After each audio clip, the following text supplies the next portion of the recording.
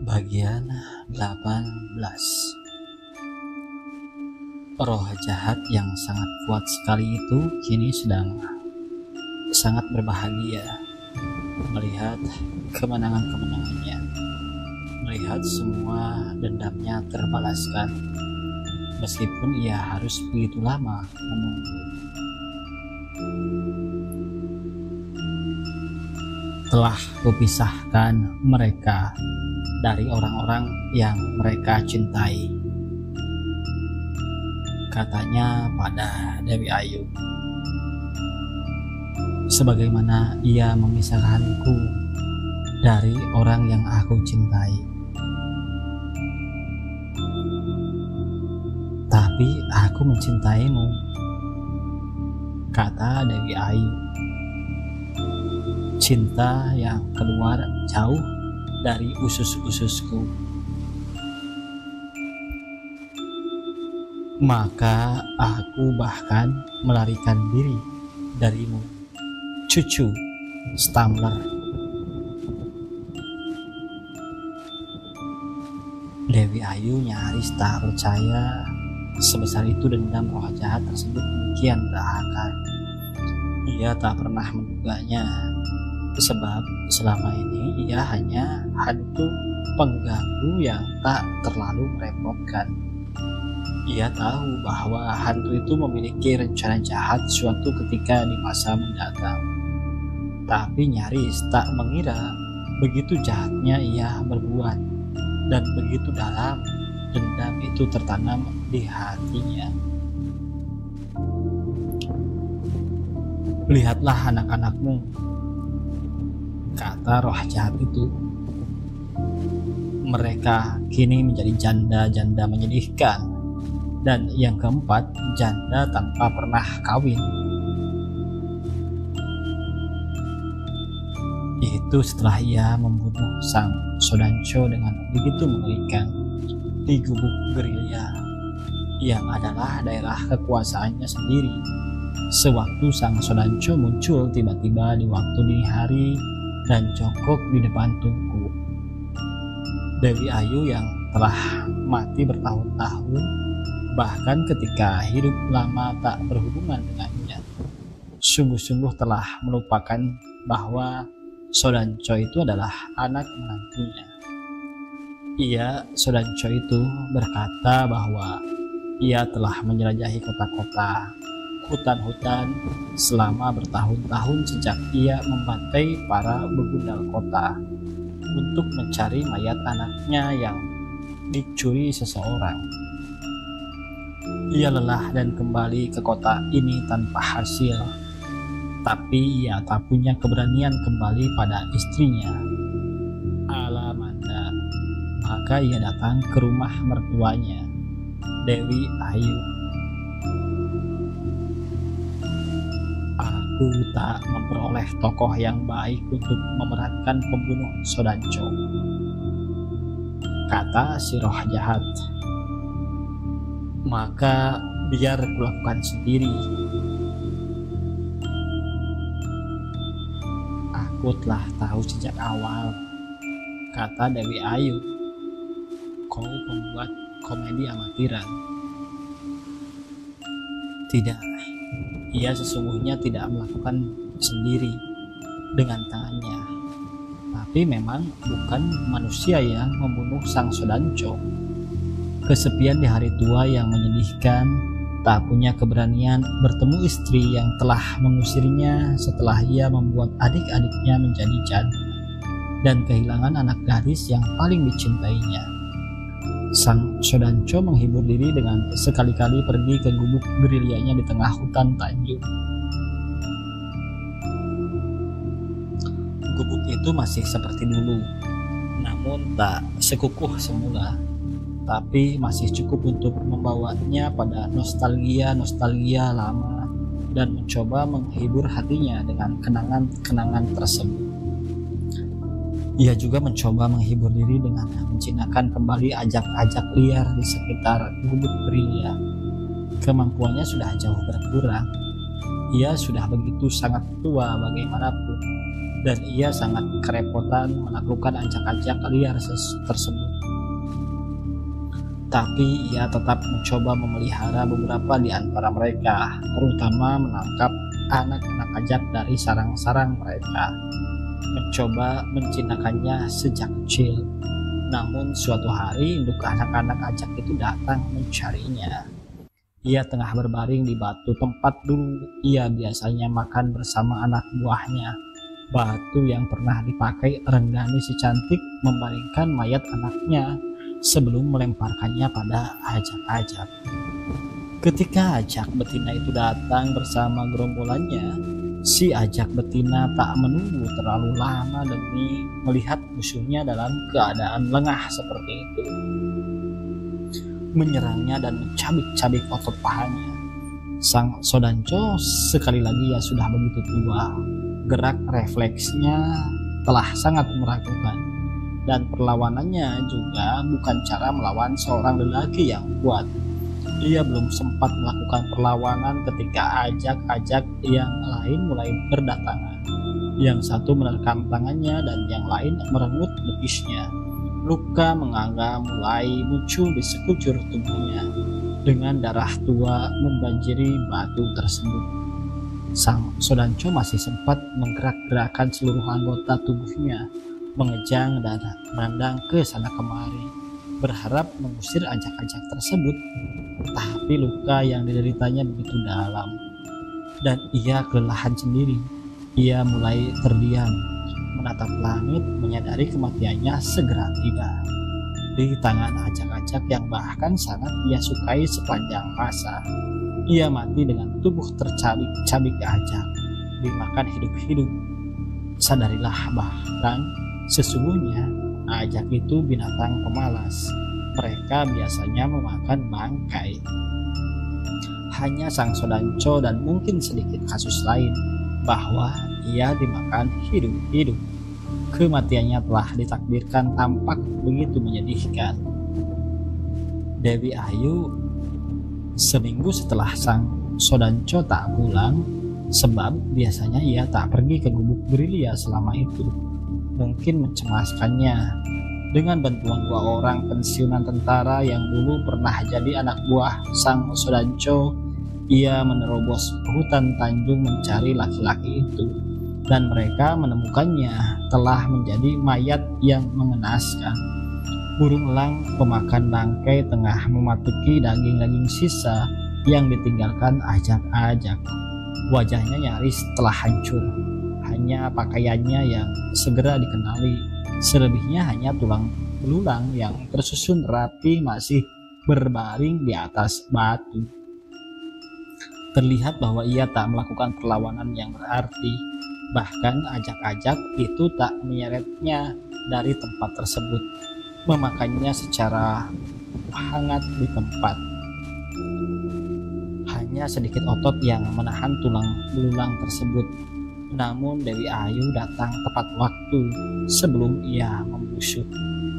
Mereka membawanya dengan tas plastik hitam, sejenis dengan plastik-plastik yang dipergunakan petugas pemadam kebakaran untuk membawa mayat-mayat orang tenggelam ke rumah sakit. Mereka membawanya langsung ke rumah Alamanda dan kepadanya setelah meletakkan plastik hitam di depan kakinya. Dewi Ayu berkata, "Nah, aku membawa tulang lelakimu," katanya. "Ia mati dimakan ajak." "Itu sudah kuduga, Mama. Sejak ia datang dengan 96 ekor ajak untuk berburu babi," kata Alamanda tak tampak sedih sama sekali. "Bersedihlah sedikit," katanya. "Paling tidak karena ia tak mewariskan apapun kepadamu." Alamanda menguburkan tulang belulang tersebut dengan daging tercabik-cabik, mirip tulang-tulang sapi yang dijual potongan untuk sop. Untuknya dilakukan upacara militer, dan Sang Sodanco dikuburkan di Taman Makam Pahlawan. Paling tidak itu disyukuri Alamanda. Sebab jika lelaki itu dikubur di pemakaman umum, ia khawatir hantunya akan berkelahi dengan hantu Kamrad Kliwon. Ia akan damai di sana, di taman makam pahlawan dengan peti mati dan bendera nasional menyelimutinya. Ada tembakan meriam untuk memberinya penghormatan terakhir, tapi bagi Alamanda itu terlihat seolah penembakan terhadap hantu suaminya agar mampus semampus-mampusnya, dan itu membuatnya sedikit bahagia juga. Kini ia sungguh-sungguh seorang janda sebagaimana kedua adiknya. Aku menyadari dendammu sejak mereka membantai orang-orang komunis dan Kamrad itu harus menghadapi regu tembak untuk dieksekusi, kata Dewi Ayu kembali pada si roh jahat. Ia seharusnya mati saat itu dengan cara yang sangat menyakitkan. Tapi cinta memperlihatkan kekuatannya, kata Dewi Ayu. Alamanda menghentikannya tepat waktu. Seharusnya ia mati. Si roh jahat tertawa mengejek. Dan katanya, dan kemudian ia bersetubuh dengannya lebih dari 10 tahun kemudian, sejenak sebelum ia bunuh diri.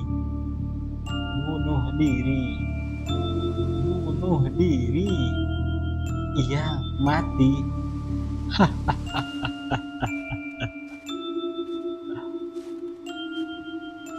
Tapi aku telah menyadarinya.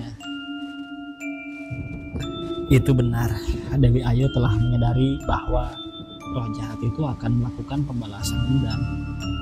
Waktu itu ia tak mengira akan sekejam ini, tapi ia telah mengira bahwa ia akan menghancurkan cinta keluarganya, anak keturunan Ted Stamler yang tersisa, sebagaimana Ted Stamler telah menghancurkan cintanya pada Mak Iyang. Bahkan ketika hantu roh jahat itu masih hidup jauh di dalam hatinya, Dewi Ayu telah merasakan kepedihan yang begitu dalam. Tak peduli ia tak mengenal lelaki itu, ia membawanya pada cinta buta dan memaksanya untuk kawin dengannya. Ia ingin memberinya cinta yang tak ia peroleh dari Mak Iyang, neneknya, setelah itu dirampas Ted Stamler, kakeknya. Namun lelaki itu bahkan menolak untuk menerima cintanya, cinta yang begitu tulus yang datang dari dalam usus-ususnya sendiri. Saat itulah Dewi Ayu menyadari bahwa cinta lelaki itu pada Mak Iyang tak tergantikan oleh apapun, dan merasakan semakin dalam betapa menderita lelaki itu setelah satu-satunya cinta yang ia miliki dicerabut dari akarnya. Maka ketika ia mati, Dewi Ayu bahkan telah menyadari samar-samar sejak itu, ia pasti akan menjadi hantu yang menyedihkan, yang penasaran, dan tak akan damai di dunia orang-orang nanti. Itu benar, hantu itu selalu mengikutinya kemanapun. Ia telah merasakannya sejak di Bluden Camp, di tempat pelacuran, dan di kedua rumahnya. Tapi ia belum tahu bahwa ia merencanakan dendam yang jahat sampai pagi ketika ia mendengar Kamrad Kliwon akan dieksekusi, lelaki yang dicintai Alamanda dan sekaligus Adinda. Lagi pula, ia belum kawin ketika itu. Ia tak boleh mati sebelum mengawini salah satu anakmu.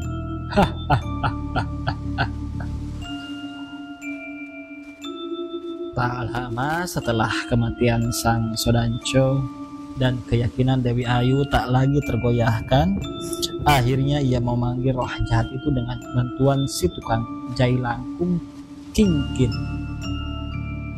Kini roh jahat itu berdiri di depannya. sekali-kali tertawa menampakkan kebahagiaannya yang tak terbendung. Ia roh jahat yang menghalangiku beberapa kali untuk mengetahui siapa pembunuh Rengganis si cantik, kata Kinkin. Aku bahkan memisahkanmu dari orang yang kau cintai.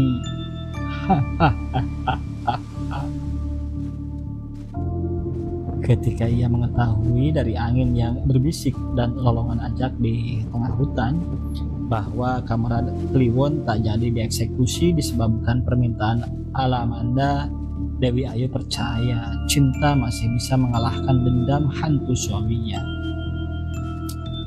Tapi bagaimanapun ia tak yakin. Sepanjang hidupnya ia memikirkan hal itu, berpikir bagaimana menyelamatkan anak-anaknya dan membuat mereka bahagia, terlepas dari kutukan dan dendam hantu roh jahat yang menjadi pendampingnya seumur hidup. Maka ketika anak-anaknya mengawini suami-suami mereka, ia mengusir pasangan-pasangan itu dan berpesan untuk tak pernah datang ke rumahnya. Hanya Maman Gendeng dan Maya Dewi yang tidak ia usir, tapi sebaliknya ia pindah ke rumah baru. Ia ingin menjauhkan mereka dari hantu tersebut, meskipun waktu itu ia belum menyadari akan sejahat ini dendamnya dilampiaskan.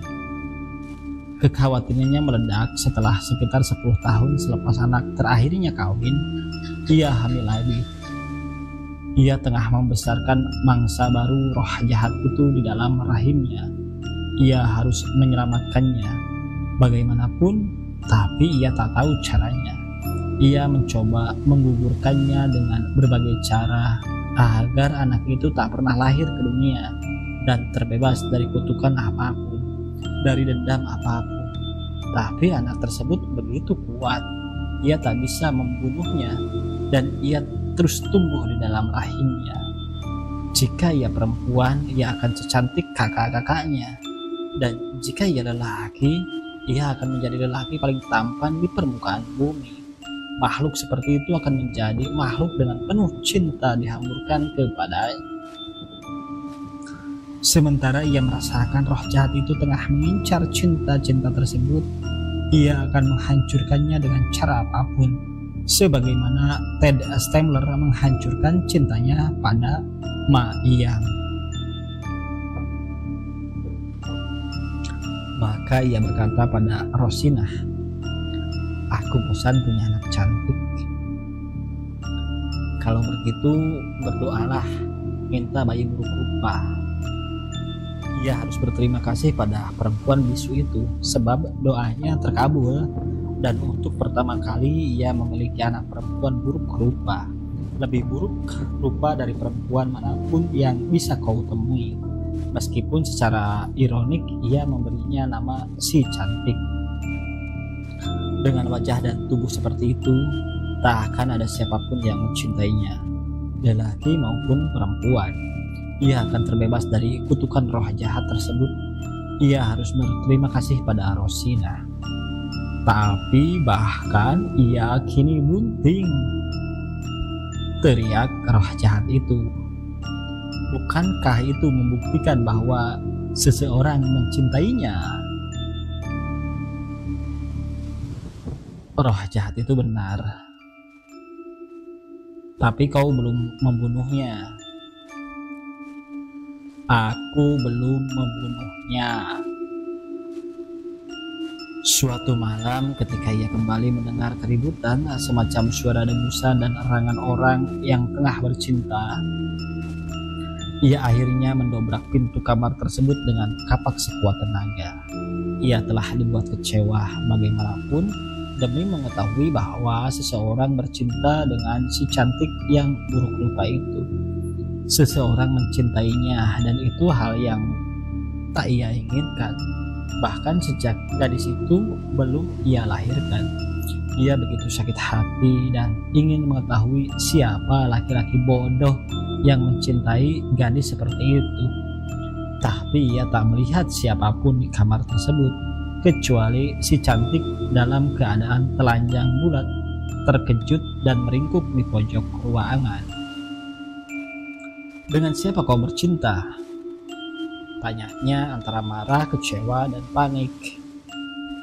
"Tak akan pernah kukatakan, ia pangeranku." Tapi ia melihat sesuatu bergerak tanpa wujud seolah turun dari tempat tidur, lalu melangkah melingkari meja. Ia hanya bisa melihat jejak kakinya yang sedikit basah oleh keringat di lantai.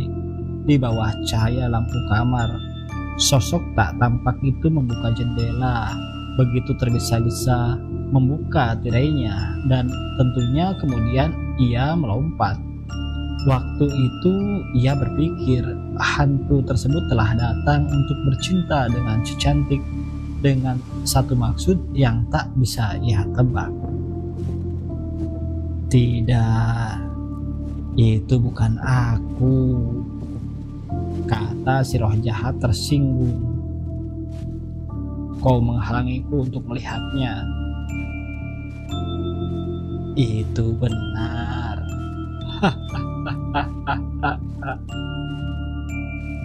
Dendamnya tampak berjalan sempurna, nyaris tanpa celah, dan kutukan itu terus berjalan menghancurkan apapun yang tersisa dari keluarganya. Alamanda telah kehilangan sang Sodanco, tak peduli betapa ia pernah tak begitu mencintainya, bahkan cenderung membencinya. Tapi pernah ada saat-saat ketika ia akhirnya mencintainya dengan penuh ketulusan, dan setelah tak memperoleh 2 anak sebelumnya, ia bahkan harus kehilangan Nurul Aini yang ketiga itu, mati pada umur yang begitu belia.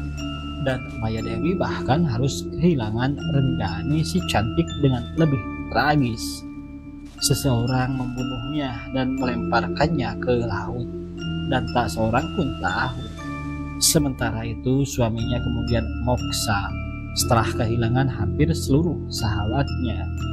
Anaknya yang kedua, Adinda, harus melihat suaminya, Kamrada Kliwon itu, mati menggantung diri di dalam kamar. Ia masih punya Krisan, dan si cantik ternyata bahkan memiliki kekasih. Ia harus menyelamatkan apa yang tersisa dari kutukan roh jahat itu. Ia tak akan membiarkan Krisan akhirnya diambil pula dari Adinda, dan si cantik kehilangan kekasihnya, siapapun ia. Dewi Ayu akan mempertaruhkan apapun untuk melawan roh jahat di depannya. "Aku harus menghentikanmu," katanya kemudian. "Dari apa?" tanya si roh jahat. "Dari menghancurkan keluargaku."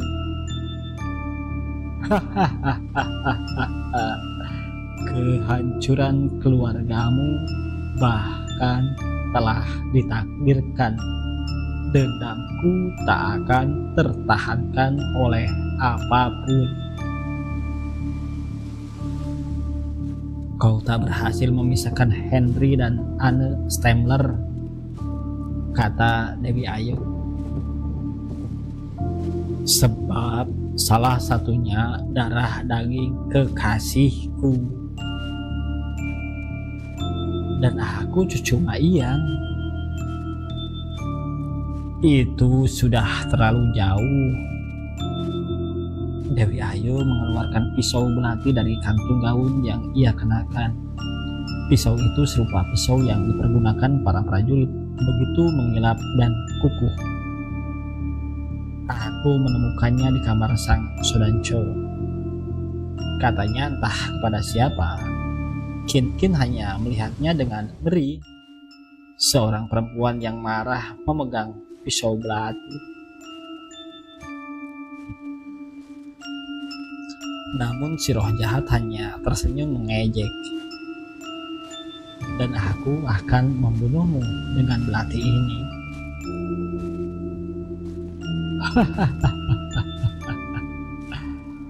"Tak ada manusia yang bisa membunuhku," kata si roh jahat. "Boleh ku coba?" tanya Dewi Ayu. Silahkan. Dewi Ayu menghampirinya sementara si roh jahat hanya tersenyum dengan cara yang jauh lebih menjijikan, seolah mengatakan betapa bodohnya kau melakukan tindakan sia-sia. Kin memalingkan mukanya, takut bahwa Belati itu sungguh-sungguh bisa membunuh si roh jahat, dan ia tak sanggup melihat pembunuhan di depan matanya. Setelah beberapa detik saling memandang dengan sekuat tenaga seorang perempuan yang memendam kemarahan yang begitu mendalam. Mungkin pada akhirnya sekuat dendam si roh jahat, ia menikam bekas suaminya itu. Darah muncrat dan ia menikamnya lagi. Darah keluar lagi, ia menikamnya lagi. 5 tikaman dengan kekuatan yang bertambah dari 1 tikaman ke tikaman yang lain. Si roh jahat ambruk ke lantai, mengerang dan memegangi dadanya. Bagaimana mungkin, katanya, kau bisa membunuhku? Aku mati pada umur 52 tahun atas kehendakku sendiri, dengan harapan aku bisa menahan kekuatan roh jahatmu, kata Dewi Ayu. Dan hari ini aku datang. Apakah kau percaya pada manusia yang bangkit dari kuburan setelah 21 tahun mati? Aku bukan manusia, maka aku bisa membunuhmu. Kau berhasil membunuhku, tapi kutukanku akan terus berjalan. Roh jahat itu kemudian mati menjadi asap yang begitu pekat dan lenyap ditelan udara. Dewi Ayu memandang si bocah Kin. Tugasku telah berakhir. Aku akan kembali ke dunia orang mati, katanya. Selamat tinggal, nak. Terima kasih atas bantuanmu. Lalu ia menghilang, berubah menjadi kupu-kupu yang demikian cantik, yang terbang melalui jendela dan lenyap di halaman. Laki-laki itu sering muncul tiba-tiba, tapi karena begitu seringnya, si cantik tak pernah lagi terkejut oleh kehadirannya. Ia telah muncul bahkan sejak ia masih begitu kecil, mengajaknya bicara.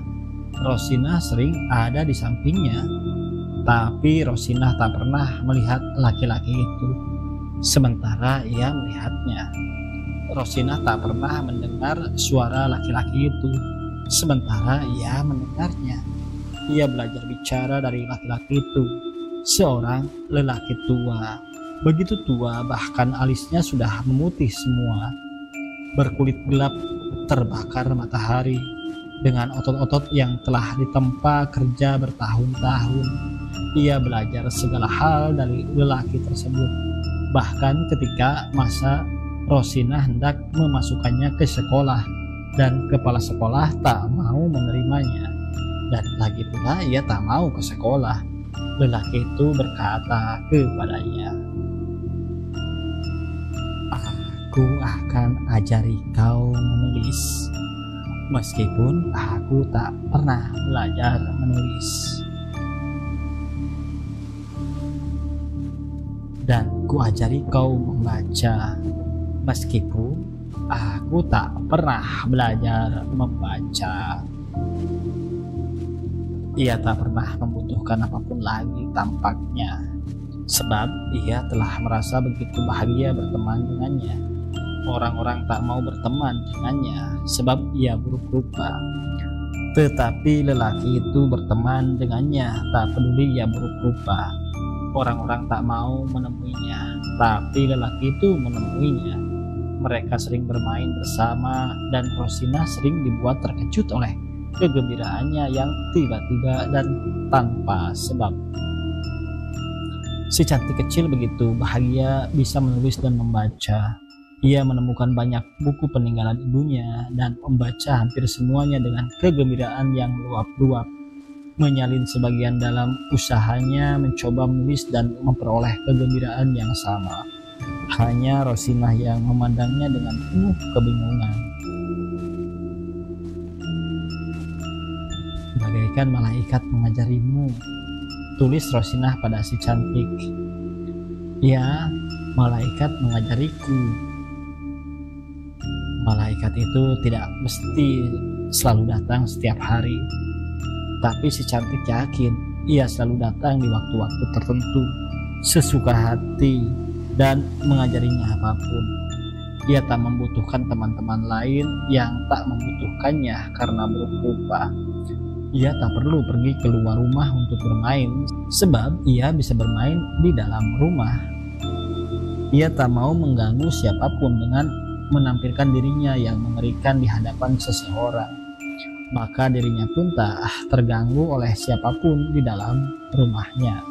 Rumah yang membuatnya senang dan bahagia, sebab ada malaikat yang baik hati tinggal di sana dan menjadi sahabatnya. "Aku bahkan bisa mengajarimu masak, meskipun aku tak pernah belajar masak." Maka ia pun belajar masak dan segera mahir meramu bumbu untuk jenis masakan apapun. Tidak sampai di sana, ia mulai bisa merajut, menjahit, menyulam, dan mungkin bisa memperbaiki mobil dan membajak sawah jika diberi kesempatan. Semuanya ia peroleh dari malaikatnya yang baik hati itu, yang mengajarinya dengan begitu telaten. "Jika kau tak pernah belajar itu semua, dari mana kau tahu dan bisa mengajariku?" tanya si cantik. "Ku curi dari orang-orang yang bisa." "Apa yang bisa kau lakukan tanpa mencurinya dari orang lain?" "Menarik cikar." Dengan cara demikianlah ia kemudian tumbuh di rumah itu bersama Rosinah, yang tak peduli lagi pada segala keanehan dan keajaiban yang diperlihatkan gadis tersebut. Si cantik memperoleh warisan yang sangat memadai dari ibunya. Ia hanya mengurus bagaimana itu bisa tetap mencukupi bagi hidup mereka berdua. Rosinah pergi ke pasar setiap hari untuk berbelanja urusan dapur, sementara si cantik tinggal di rumah tanpa perlu mengkhawatirkan apapun. Ada hantu di rumah ini, sebagaimana dikatakan Dewi Ayu suatu ketika. Tapi ia tak mengganggu, bahkan jika benar ia yang mengajari si cantik segala sesuatu, hantu itu cenderung baik. Rosinah tak perlu merisaukan apapun, meninggalkan si cantik di rumah sendirian.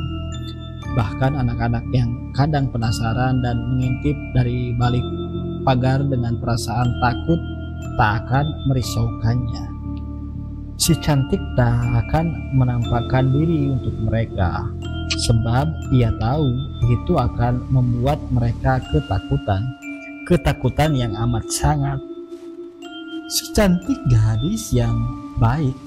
Ia tak mungkin menakuti orang dengan menampilkan dirinya kecuali di hadapan Rosinah yang telah mengenalnya sejak ia dilahirkan. Ia begitu baik sehingga ia bahkan mengorbankan dirinya untuk tidak memperoleh kehidupan yang dinikmati lebih banyak orang. Hidupnya hanya seputar rumah itu. Kamarnya, kamar makan, kamar mandi, dapur, dan kadang-kadang ia turun ke halaman yang gelap di malam hari. Ia begitu baik untuk mengorbankan dirinya atau menghukum dirinya, menjalani kehidupan monoton yang demikian membosankan itu, dan sebaliknya ia tampak begitu berbahagia. "Kini aku bahkan akan menghadiahimu seorang pangeran," kata malaikat baiknya.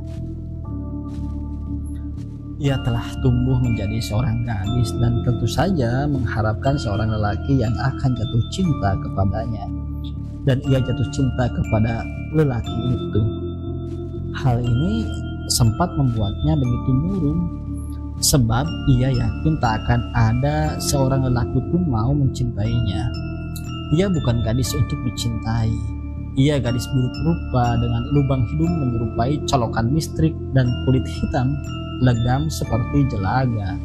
Ia gadis yang menakutkan, yang akan membuat orang mual dan muntah-muntah, membuat orang tak sadarkan diri dalam teror, membuat orang kencing di celana, membuat orang lari kesetanan, dan tidak membuat orang jatuh cinta. Itu tak benar. Kau akan memperoleh pangeranmu sendiri.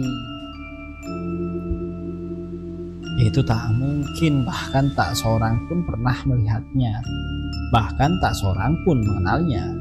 Maka tak mungkin seorang jatuh cinta kepadanya secara tiba-tiba.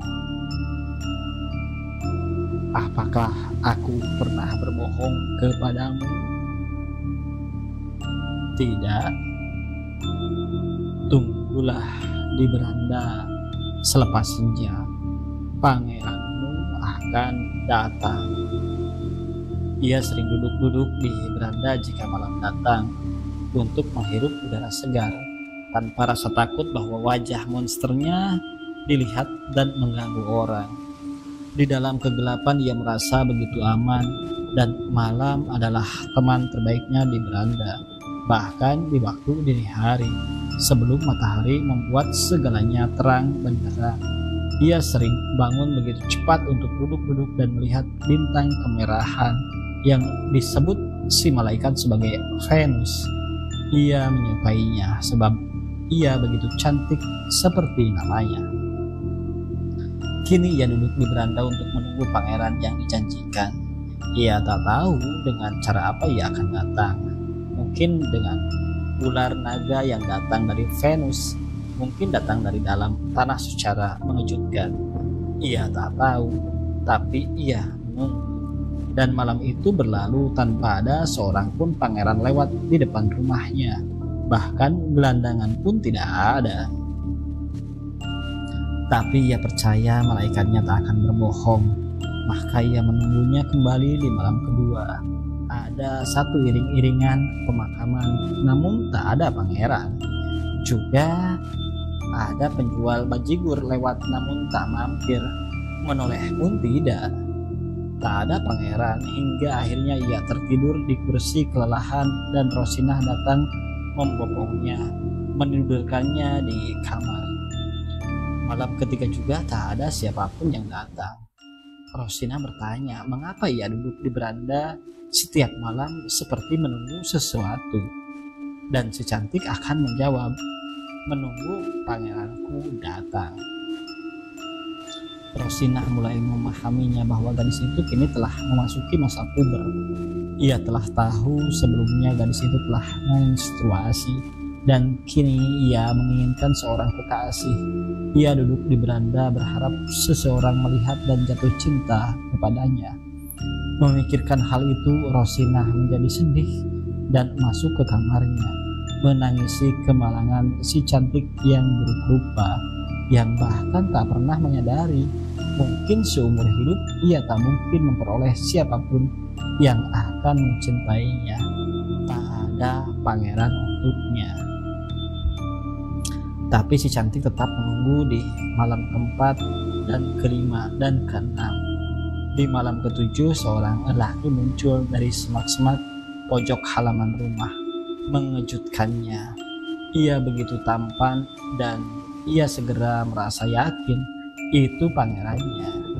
Umurnya sekitar 30 tahun, dengan tatapan yang demikian lembut, dengan rambut yang tersisir rapi ke belakang, dan ia mengenakan pakaian serba gelap yang sendu. Ia menggenggam sekuntum bunga mawar, berjalan ke arahnya dan memberikan bunga mawar itu kepadanya dengan sangat hati-hati, seolah takut ditolak.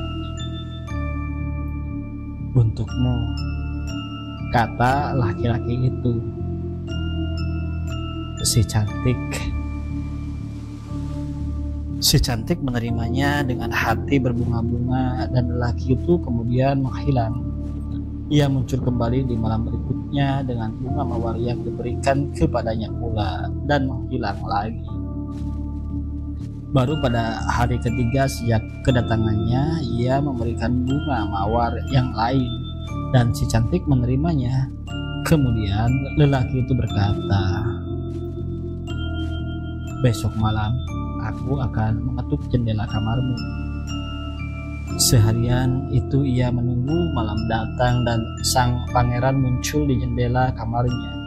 Seperti gadis-gadis yang menanti kencan pertama, ia bertanya-tanya tentang gaun apa yang akan ia pakai dan dibuat repot soal itu di depan cerminnya. Ia lupa pada wajah buruknya dan mencoba merias diri dengan segala yang ada di bekas meja rias ibunya maupun di meja rias Rosina. Rosina sendiri tak pernah tahu kedatangan lelaki itu dan hanya mengira si cantik memetik bunga mawar di halaman rumah setiap kali ia masuk dengan sekutum bunga mawar. Namun ia mulai kebingungan atau dibuat sedih ketika melihat kelakuan si cantik yang berdandan dengan ribut sepanjang hari, seperti kodok yang mencoba berdandan menjadi putri, katanya pada diri sendiri sambil menggosok mata yang basah. Si cantik berharap bertemu dengan lelaki tua itu yang suka muncul mendadak, malaikatnya yang baik hati, tapi ia tak pernah muncul lagi sejak datangnya sang pangeran. Padahal ia berharap bertanya banyak hal, seperti apa yang harus dilakukan seorang gadis menghadapi kencan pertamanya, apa yang harus dikatakan dan dilakukan jika pangeran itu merayu dirinya, apa yang harus diperbuat ketika ia mengetuk jendela dan ia telah membukanya. Jika mereka harus ngobrol, apa yang harus mereka bicarakan? Ia ingin bertemu malaikat baik hatinya, tapi si tua itu tak pernah muncul lagi sejak sang pangeran datang. Akhirnya ia hanya mengenakan gaun yang biasa ia kenakan sehari-hari dan mulai menunggu ketika malam akhirnya datang. Tidak di beranda, tapi di dalam kamarnya sendiri, duduk di tepi tempat tidur. Tampak sekali ia begitu gelisah, memasang telinga dengan baik, cemas bahwa ia akan melewatkan bunyi ketukan yang mungkin akan terdengar begitu pelan dan halus, seperti para pencari kerja yang cemas menanti namanya dipanggil. Sesekali ia berdiri dan mengintip melalui tirai jendela. Yang ada hanya pemandangan halaman dengan tanaman-tanaman serba hitam oleh kegelapan, dan ia duduk kembali di tempat tidur, masih segelisah semula. Kemudian ia mendengar ketukannya itu begitu lembut sehingga ia harus memasang telinganya dengan lebih baik, dan ketukan itu terdengar kembali sampai 3 kali. Dengan perasaan yang campur aduk, setengah berlari si cantik melangkah menuju jendela dan membukanya. Di sanalah berdiri pangerannya dengan bunga mawar sebagaimana biasa. "Bolehkah aku masuk?" tanya sang pangeran. Si cantik mengangguk dengan malu-malu. Setelah menyerahkan bunga mawar itu pada si cantik, sang pangeran melompati jendela memasuki kamar. Ia berdiri sejenak memandang isi kamar itu sekelilingnya, berjalan begitu perlahan dari satu sudut ke sudut yang lain, kemudian berbalik memandang si cantik yang baru saja menutup jendela tanpa menguncinya. Sang pangeran duduk di tepi tempat tidur dan dengan isyarat tangannya menyuruh si cantik duduk pula di sampingnya. Gadis itu menurut dan selama beberapa saat mereka saling membisu. "Telah lama aku ingin berjumpa denganmu," kata sang pangeran. Si cantik begitu tersanjung sehingga ia bahkan tak mampu mengatakan atau tepatnya bertanya dari mana ia mengenal dirinya. "Telah lama aku ingin mengenalmu," kata sang pangeran lagi. "Dan telah lama aku ingin menyentuhmu." Itu membuat jantung si gadis berdegup kencang. ia tak berani menoleh pada lelaki itu, dan sekujur tubuhnya tiba-tiba terasa dingin ketika lelaki itu menyentuh tangannya dan menggenggamnya begitu lembut. "Bolehkah aku mencium punggung tanganmu?" tanya sang pangeran. Si cantik belum juga menjawab, atau ia semakin tak sanggup menjawab ketika sang pangeran telah mencium punggung tangan kanannya. Kencan pertama mereka hanya didominasi kata-kata sang pangeran, sementara si cantik lebih banyak membisu, tersipu malu, mengangguk atau menggeleng, dan tersipu malu lagi. Mereka menghabiskan 1,5 jam dengan cara seperti itu, hingga waktunya bagi sang pangeran untuk pulang. Ia meninggalkan rumah itu sebagaimana ia datang, melompati jendela. Namun sebelum ia pergi, ia membuat janji kencan lagi. "Tunggu aku seperti tadi kau menungguku di akhir pekan." Di akhir pekan, bagaimanapun si cantik berjanji untuk bicara. Ia tak akan lagi membisu atau hanya tersipu malu, mengangguk dan menggeleng. Ia harus bicara dan membuat apapun yang memungkinkan agar sang pangeran tidak menjadi bosan. Kemudian, lelaki tua itu tak pernah datang lagi. Tapi si cantik mulai tak peduli.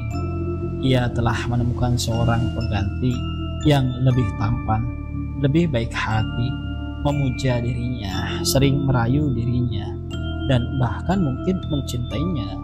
Ia berdebar-debar menantikan akhir pekan datang. Sebagaimana janjinya, laki-laki itu datang di akhir pekan, masih dengan bunga mawar, masuk melalui jendela dan duduk di pinggir tempat tidur ditemani si cantik. Mengambil inisiatif pertama, si cantik bertanya dengan nada malu-malu yang tak kunjung padam.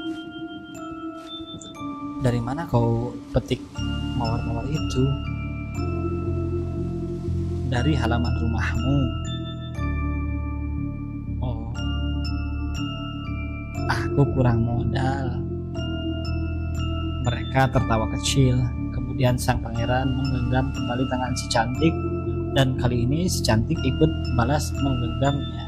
Tanpa memintanya, sang pangeran mencium punggung tangannya, membuat si cantik kembali pada kebiasaan lama, tersipu malu-malu.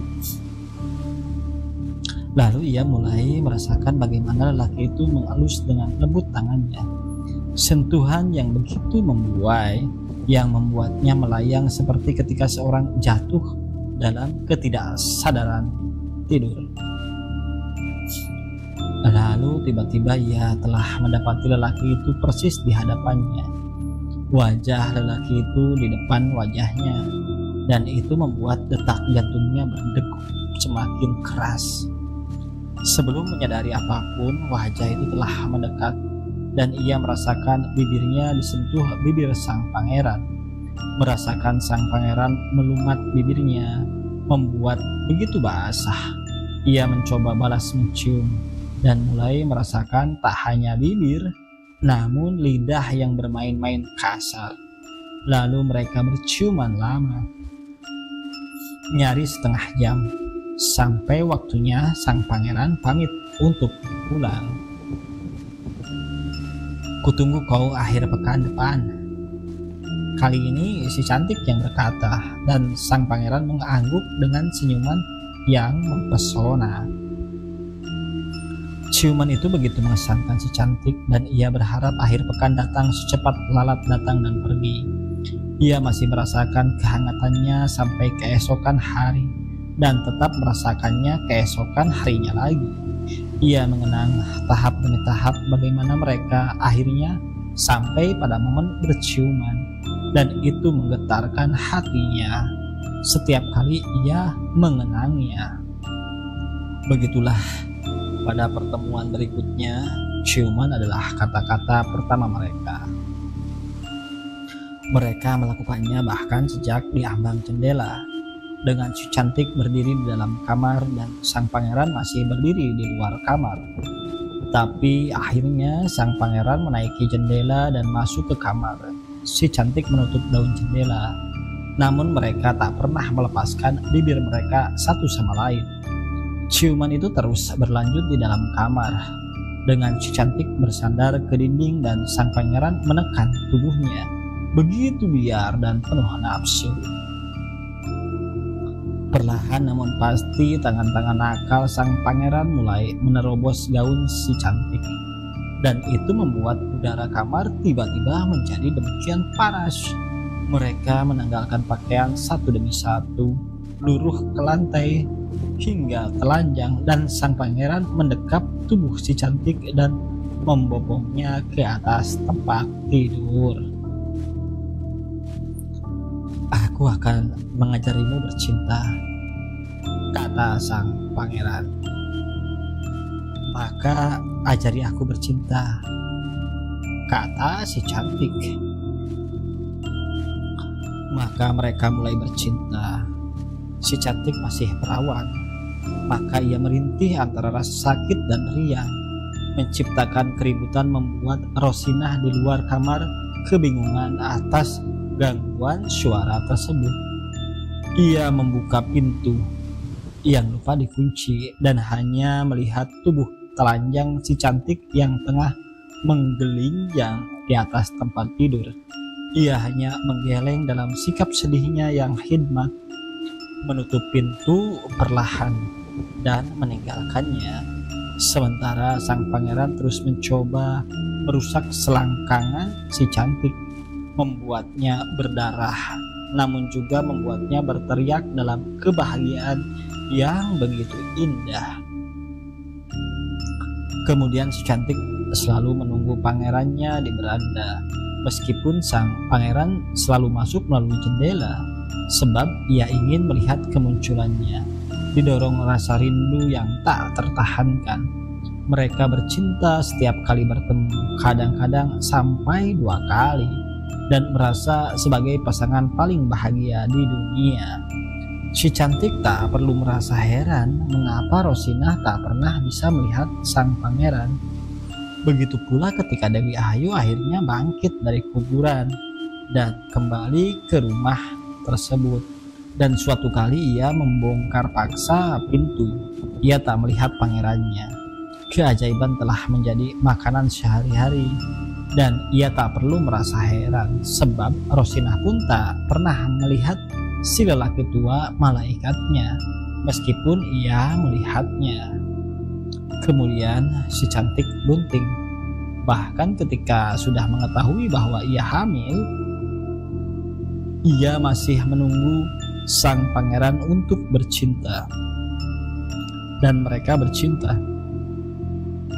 Ia tak pernah memberitahu sang pangeran soal kehamilan, sebab ia takut itu mengubah semua kebahagiaan mereka.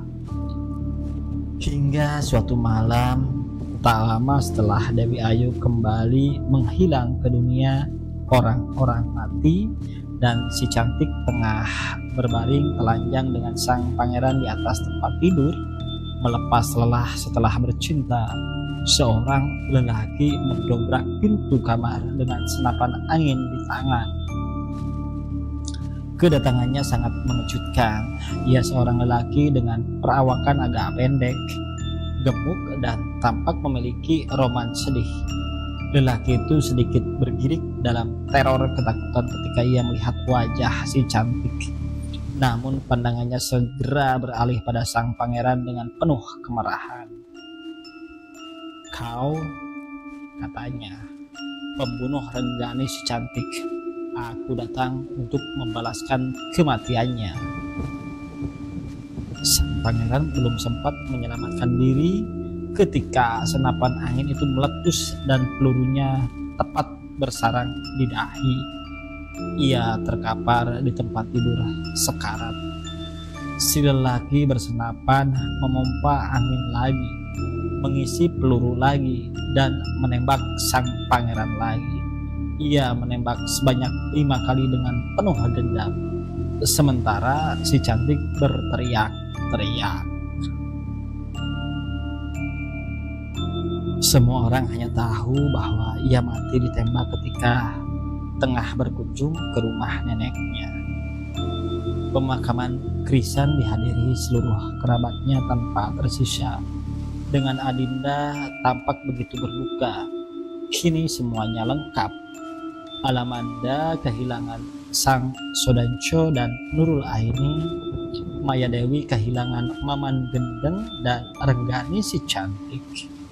Dan kini Adinda kehilangan Krisan setelah sebelumnya kehilangan Kamrad Kliwon. Mereka kehilangan orang-orang yang mereka cintai. Ketiganya mengiringi keranda kematian Krisan menuju pemakaman Budi Dharma. Dan sepanjang jalan Alamanda serta Maya Dewi mencoba menghibur Adinda. Kita seperti keluarga yang dikutuk, kata Adinda di tengah isak tangisnya. Tidak seperti, kata Alamanda, tapi sungguh-sungguh dikutuk. Si tua Kamino telah menggali kuburan untuknya, tepat di samping kuburan ayahnya, sebagaimana permintaan Adinda. Dan ia bahkan memesan tempat di sampingnya lagi untuk kuburannya sendiri kelak jika ia mati. Biasanya tak ada perempuan datang pada pemakaman. Hanya pada kasus-kasus tertentu perempuan datang ke tempat pemakaman, terutama jika perempuan itu sungguh-sungguh tak bisa berpisah dengan si orang mati, sebagaimana pernah terjadi pada Farida bertahun-tahun lalu. Tapi pada pemakaman Krisan, seluruh pengiringnya adalah 3 orang perempuan kakak beradik, ditambah 6 orang lelaki kampung pengusung keranda dan seorang imam masjid yang akan memberikan doa bagi seorang mati. Tak ada lagi selain mereka yang berdiri mengenakan pakaian gelap di bawah payung-payung yang melindungi mereka entah dari apa. Sebab matahari tak memancarkan terik sinarnya di sore hari dan hujan tak juga turun. Hanya mereka bertiga. Hingga kemudian 2 titik gelap datang dari kejauhan. Mereka semakin mendekat dan titik-titik itu menjadi sosok-sosok. Dan ketika semakin dekat ternyata 2 orang itu perempuan lain dengan pakaian berkabung. Yang lebih mengejutkan adalah bahwa kedua perempuan itu juga datang untuk melepas kepergian Krisan. Tepat ketika mayatnya diturunkan dan tanah pertama mulai menguburinya. Ketiga perempuan kakak beradik itu dibuat terkejut, tak hanya oleh kehadiran mereka, tapi oleh wajah buruk berupa salah satu di antara mereka. Yang mereka pikir itu hantu kuburan. Namun segera mereka ingat tentang desas-desus anak Dewi Ayu yang keempat, yang tak pernah mereka temui, yang buruk rupa menyerupai monster. Perempuan itu, si buruk rupa, bahkan tampak sangat sedih atas kematian Krisan. Ia menangis dan memandang tak rela pada tubuh terbalut kain kafan yang mulai menghilang di balik tanah. Ia bahkan tampak lebih berduka dari Adinda sendiri. Adalah Alamanda yang memberanikan diri bertanya kepadanya, "Apakah kau si cantik?" Si cantik mengangguk. "Dan aku tahu kalian adalah Alamanda, Adinda, dan Maya Dewi. Kita semua anak Dewi Ayu," kata Alamanda. Ia meluk si cantik tanpa peduli dengan wajah monsternya. "Aku ikut berduka atas kematian satu yang tersisa dari yang kalian miliki," kata si cantik lagi. Ketika upacara pemakaman itu selesai, mereka semua pergi ke rumah Dewi Ayu yang ditinggali si cantik bersama Rosinah. Hanya Adinda yang pernah tinggal di sana. Yang lainnya hanya pernah melihat sejenak pada perkawinan Adinda dan Kamrad Kliwon. Mereka berkeliling rumah, melihat foto-foto mereka di masa kecil, melihat foto Dewi Ayu dan menangis mengenang masa-masa lalu yang begitu sulit. Dan kini mereka adalah segerombolan yatim piatu yang kesepian dan menyedihkan. Apa yang mereka miliki sekarang adalah diri mereka sendiri dan usaha untuk saling memiliki satu sama lain. Mama datang belum lama dan pergi lagi sebelum Krisan mati, kata si cantik. Begitulah orang-orang mati, kata Maya Dewi. Suamiku datang lagi di hari ketiga setelah kematiannya. Setelah itu mereka masih tinggal di rumah mereka masing-masing, melanjutkan kehidupan mereka yang sunyi. Untuk menghibur diri, mereka selalu berkunjung satu sama lain. Bahkan si cantik sejak penampilan pertamanya di pemakaman mulai berani keluar rumah dan mengunjungi rumah kakak-kakaknya. Ia tak peduli lagi pada pandangan orang. Ia mengenakan gaun-gaun yang panjang dan kain yang nyaris menutupi wajahnya.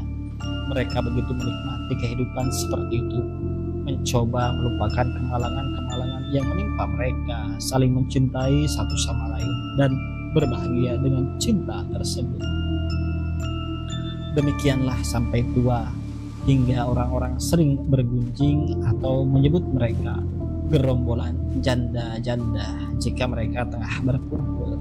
Tapi mereka sangat bahagia dan saling mencintai. Pada umur ke-6 bulan kehamilannya, si cantik melahirkan secara prematur dan bayinya mati tanpa pernah sempat menangis dan apalagi berteriak. Kakak-kakaknya menguburkan bayi itu di kebun belakang rumahnya, dibantu si perempuan bisu Rosina. Tidakkah kau memberinya nama sebelum dikuburkan? Tanya Alamanda. Nama hanya akan membuatku sakit hati.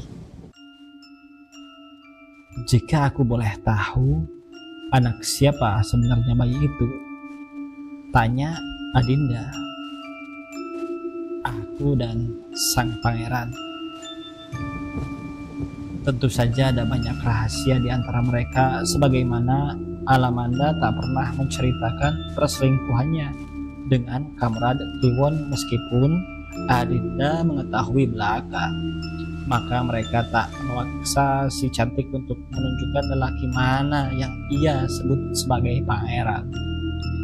Bayi itu dikuburkan dan mereka terus menjalani hidup, saling mencintai dan menjaga rahasia masing-masing. Ketika mayat Renggani si cantik ditemukan, Krisan menderita teror yang amat sangat oleh satu ketakutan bahwa pada akhirnya orang akan mengetahui bahwa Krisanlah yang membunuh gadis itu.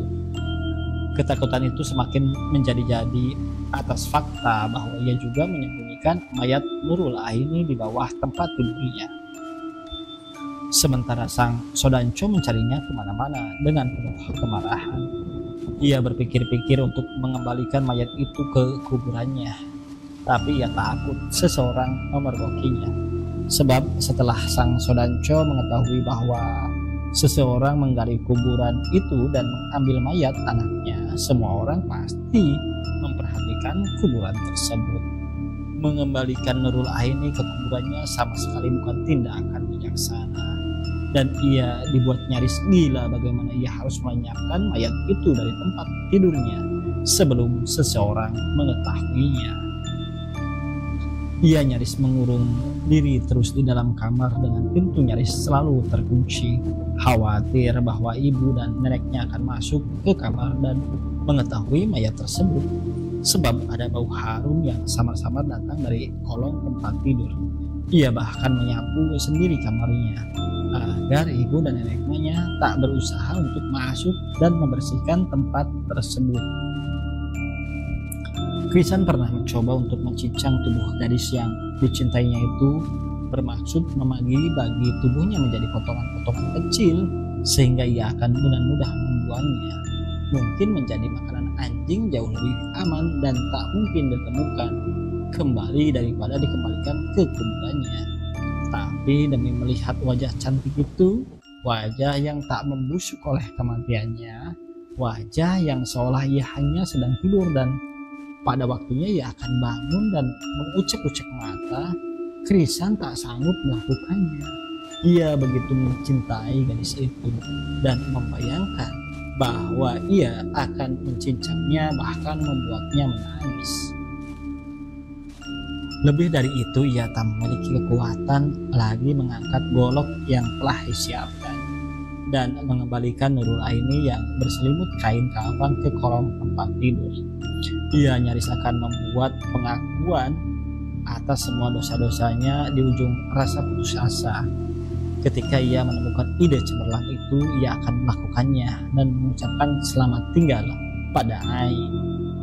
Sebagaimana ketika ia pergi ke laut bersama Renggani si cantik dan mayat Ai, ia mendandani mayat itu dengan pakaiannya sendiri.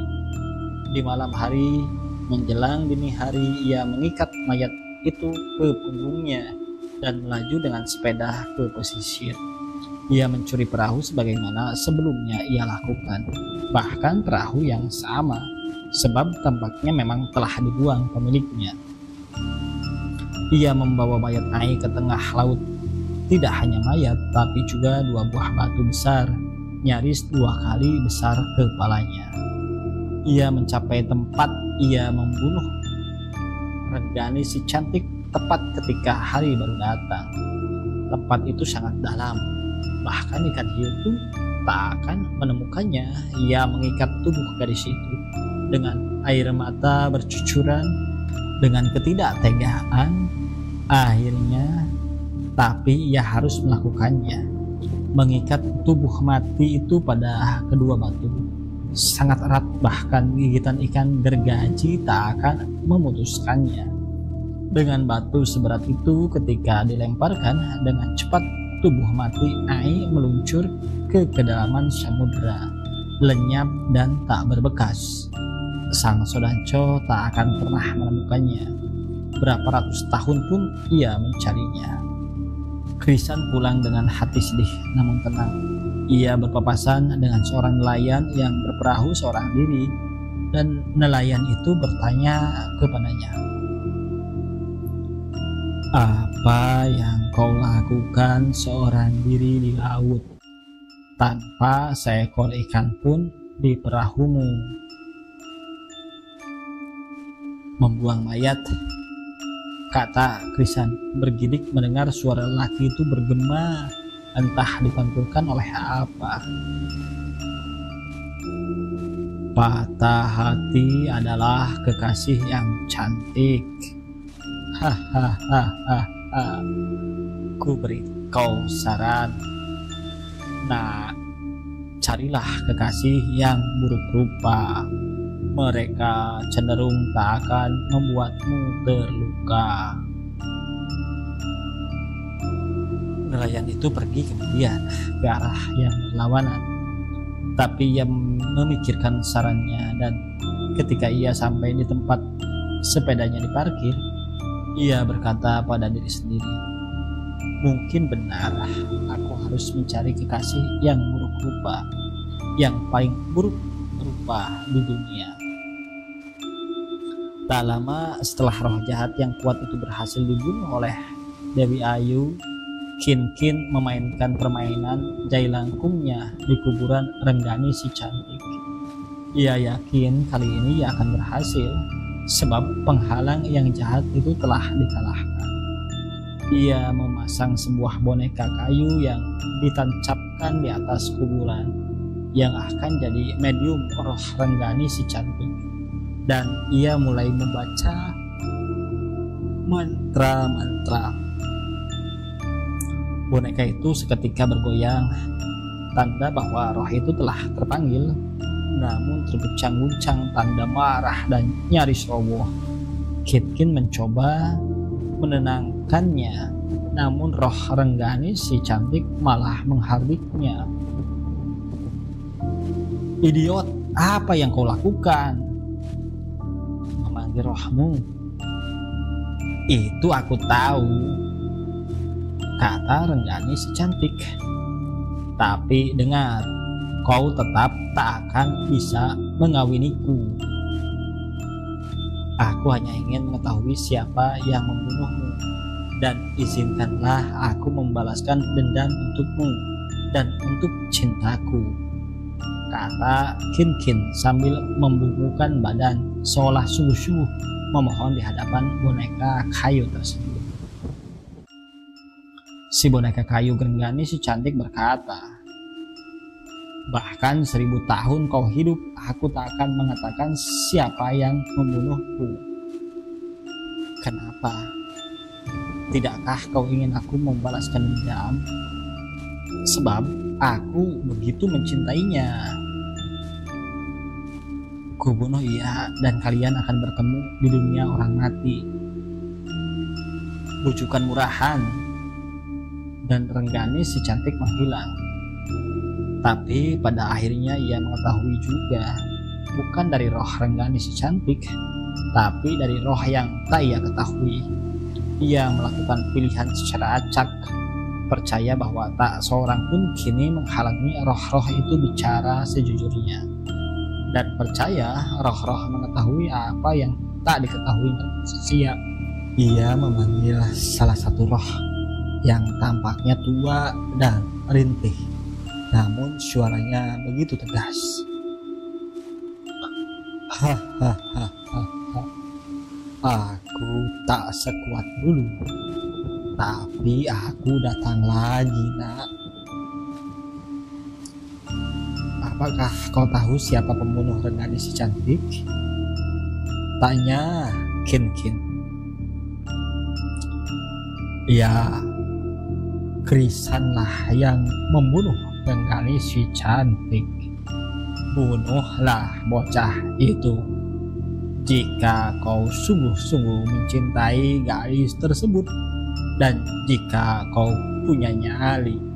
Hahaha. Demikianlah ia membunuh Krisan di kamar si cantik dengan 5 tembakan senapan angin yang sangat terlatih.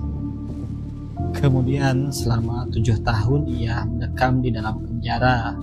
Menjadi bulan-bulanan banyak penjahat di sana. Ia disodomi hampir seminggu sekali, dipukuli nyaris setiap hari, membagi separuh jatah makanannya di setiap waktu makan, dan kehilangan semua milik pribadi yang diberikan Kamino untuknya selama di penjara. Namun dengan semua penderitaan di dalam penjara yang seperti itu, ia tetap bahagia, sebab ia berada di sana dalam misi suci cintanya, membalas dendam atas kematian gadis yang dicintainya sejak pandangan pertama. Ia dibebaskan setelah memperoleh pengampunan 1 tahun atas kelakuan baiknya selama di dalam penjara. Ia muncul di dunia orang-orang bebas dalam keadaan kurus krempeng, dengan rambut panjang tak terurus, dengan wajah menjadi tirus dan tulang belulang dahi serta rahangnya demikian tampak. Ia seperti tengkorak hidup, namun menghirup udara kebebasannya dengan penuh kemerdekaan. Ia berjalan kaki dari penjara ke kota. Meskipun ia memperoleh uang dan pakaian untuk kendaraan dan makan, ia tak berganti pakaian dan masih mengenakan pakaian gembel menyerupai gelandangan kota. Baju pembagiannya hanya diapit di tangan, dan uang pemberian aman di dalam sakunya. Ia tak ingin mampir kemanapun dan membuang waktu. Ia ingin sampai di rumahnya dan memastikan bahwa lelaki itu sungguh-sungguh telah dikuburkan. Akhirnya ia menemukan kuburan Krisan di samping kuburan Kamrad Kliwon. Pada nisannya jelas tertera nama itu, sehingga ia tak mungkin salah. Ia membuat nisan baru dan membuang nisan bernama Krisan, menggantinya dengan nisan yang baru ia bikin. Di sana kini tertulis anjing 1966 sampai 1997. Selama bertahun-tahun Krisan memikirkan terus ide itu tentang memiliki kekasih yang buruk rupa. Apa yang salah dengan perempuan buruk rupa? Katanya pada diri sendiri. mereka bisa dientot sebagaimana perempuan cantik. Dan ia teringat pada desas-desus tentang anak Dewi Ayu yang konon buruk rupa, mungkin yang paling menakutkan di muka bumi. Dan meskipun ia tahu bahwa Dewi Ayu adalah neneknya, dan itu berarti si buruk rupa yang konon bernama si cantik itu bibinya, ia tak peduli. Ia pernah menyetubuhi sepupunya sendiri. Apa salahnya menyetubuhi bibi sendiri? Maka pada suatu malam ia pergi ke rumah neneknya, melihat bahwa gadis itu duduk di beranda seperti menanti seseorang. Ia agak ragu bagaimana ia harus memulai berkenalan dengannya. Maka selama beberapa hari ia hanya mengamatinya dari kegelapan sebelum pulang karena lelah.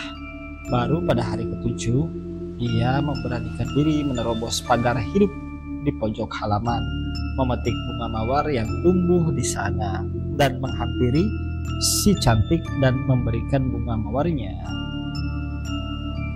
"Untukmu," ia berkata, si cantik.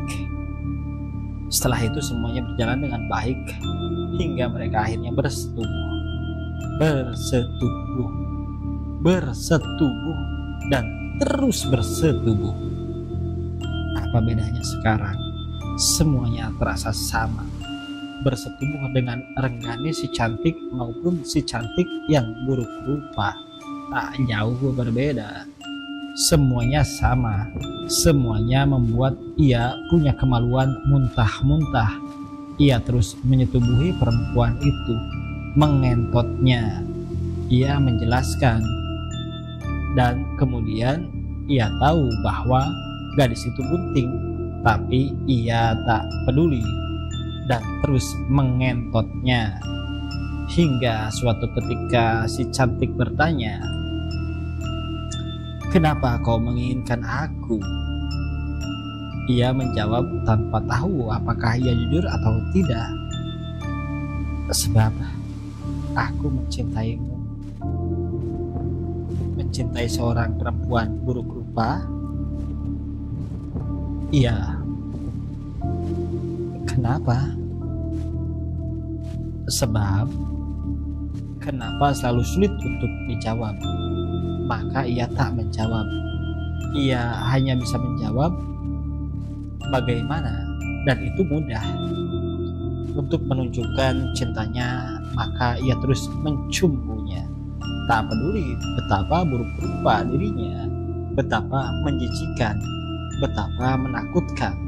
Semuanya terasa baik-baik saja, dan ia memperoleh kebahagiaan yang nyaris tak pernah diperolehnya selama masa hidupnya. Si cantik selalu terus mengejarnya. Setiap kali mereka bertemu dan bercinta dengan pertanyaan, "Kenapa?" Krisan tetap membungkam, bahkan meskipun ia tahu jawabannya, ia tak mau menjawab. Tapi di malam sebelum ia terbunuh, ia akhirnya menjawab.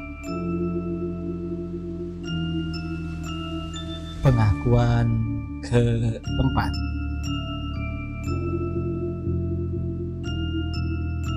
Sebab cantik itu luka. Tamat.